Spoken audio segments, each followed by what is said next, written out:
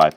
All right, so an object is launched horizontally from a height of 20 meters above the ground with a speed of 15 meters per second. We will determine the time it'll hit the ground, the horizontal distance it traveled, and the speed with which it hit the ground. So just kind of setting this up.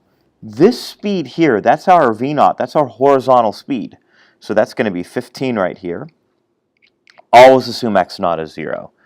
X will be unknown, and time will be unknown. Now the height is 20. When it's horizontally launched, u is always 0. V is unknown.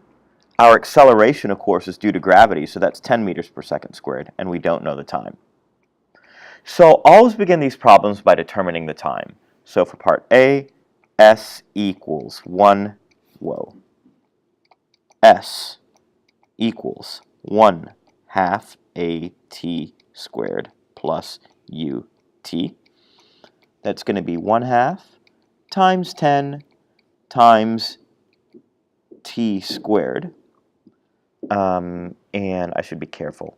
That's going to end up being 20 equal to this. So we multiply 1/2 by 10, so we get 20 is 5t squared. We'll divide both sides by 5.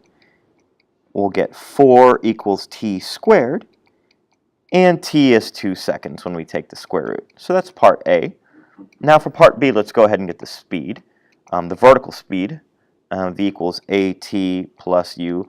And you know what? I'm going to modify this slightly. I said this, you know what? I'm sorry, I want to get the horizontal distance traveled for part B.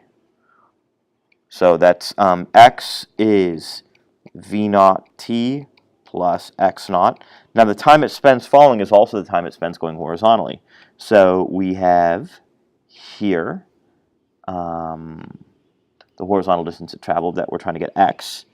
That's going to equal 15 times t, which is 2, plus 0. So x ends up being 30 meters.